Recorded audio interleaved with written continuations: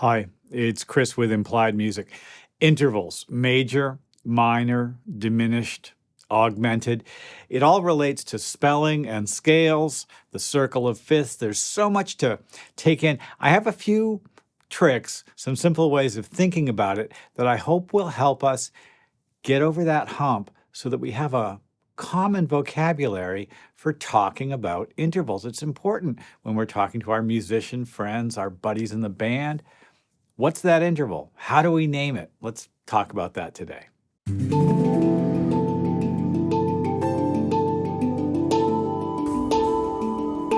There's lots of information about this in many places, including other places on this channel. I've talked about spelling, how we name notes before. And of course, that has everything to do with the fact that in the conventional diatonic 7-tone scale system, we've got this set of letters that we name pitches by. And it's only 7. And so as we divide the octave into 12 equal bits, we've got this extra kind of like layer of convention, which we call sharps and flats. Now, sharps and flats act in a kind of a certain way. If you're a guitarist, you think of things one way. If you're a pianist, you think of them another, and singers think of things a third way. We have to have a conventional system. There's a C, and if I step down, the note before C in the alphabet is B, and if I step down, the note before B in the alphabet is A, and if I step down, the note before B in the musical alphabet is G. We only have 7 letters, A, B, C, D, E, F, and G. On the white keys on the piano, it's easy to visualize. It's a little bit less easy to visualize on the guitar fretboard, so I'm going to stay on the piano keyboard for the time being, and I hope you guitarists will forgive me. A has a black key right next to it, and that could be named either A sharp, that is, I went up a half step, or B flat. So we have this situation where each of the black keys has 2 names, potentially more. Could be either a sharp or a flat. And that's how we use it when we're spelling scales. Scales will have, generally speaking, either all flats or all sharps, and it's because of the circle of fifths.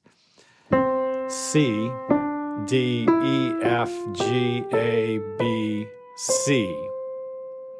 If I go a fifth up from there to G, and then play the same intervallic formula, when I get here, the F will have to be F sharp. I need one of every letter to make a scale: a G, an A, a B, a C, a D, an E, F sharp, G. And that's true as I go around the circle of fifths. D, E, F is still sharp, F sharp. G, A, B, C sharp, D. I have one of every letter. A couple of those letters have to be named sharp. Now, by the same token, if I went down a fifth, I'd wind up on F. C down a fifth is F. And as I go up the scale with that same formula, when I get to the B, it has to be the black key, B flat.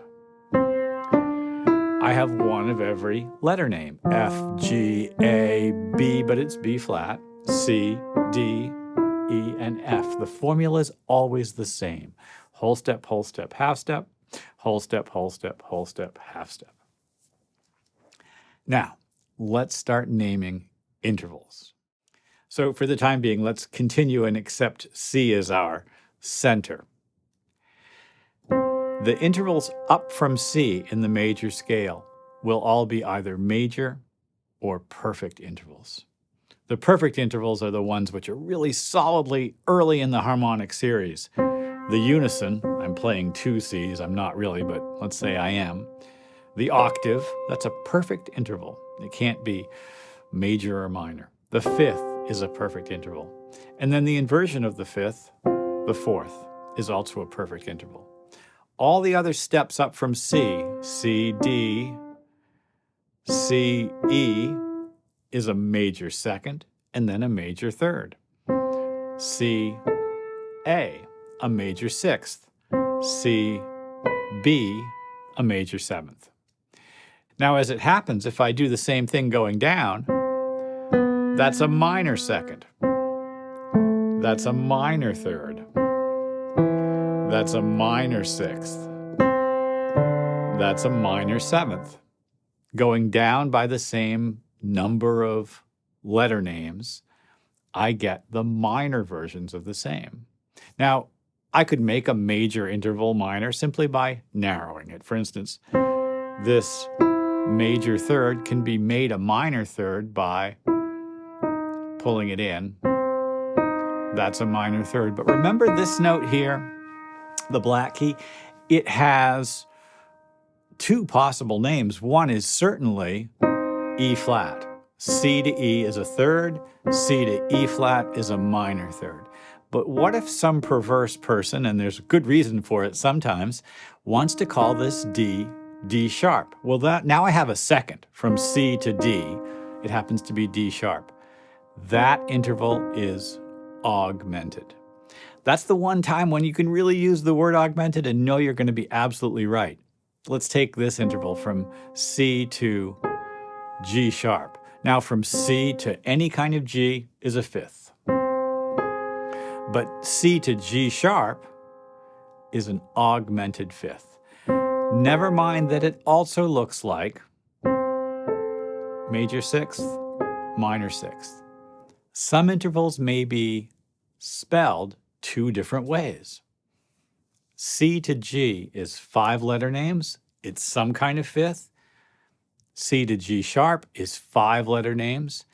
It's it's an augmented fifth. C to A flat, it's the same black key, is a minor sixth. I can understand why this is confusing. You're like, oh, I thought that was this. Well, it was that, and now it's something else. There's always a kind of a flexibility, and the flexibility comes from whatever scale you happen to be in and what is coming next. But we have to have a way to talk about our intervals. We have to have a way to think about the names of the notes that we're playing. And it is incredibly useful to talk about augmenting things. I'll show you what I mean. Here's C, C major. And then if I just go take that G up, this is a C augmented chord. Beautiful, right? C, E, G sharp. But kind of the same notes. Here's an F minor chord, and I'm going to take the bass down to E. That's kind of F minor, major 7, isn't it? This same note here, first I thought of it as G sharp, then I thought of it as A flat, and it was all contextual. Naming our intervals almost always has to do with where we were, where we are, and where we're going. I didn't say much about diminished, but it works in the same way as augmented. C to G, C to G flat. What did I do to the G? It's a diminished interval. That same black key, C to F sharp. It's an augmented fourth. Tritone, great sound. Practice this, read up more about it. I have a couple of videos about naming notes and naming them in scales and naming them in intervals. It's really important that we can talk with our fellow musicians about what we're doing. So we have to have a common set of vocabulary. We could name each of these notes anything we'd like. In fact, there's a movement right now to name intervals by their half-step distances. There's a real reason that that's super useful, not a bad idea. I don't teach it, but many people feel that that's a more useful way of approaching things. If I, go from here to here, that's eight half steps. You know what I mean? Somehow it makes more sense, right? It's just mathematical. It's very interesting. Listen, I hope this has been useful. I know it can be really confusing. If you have any questions, please ask.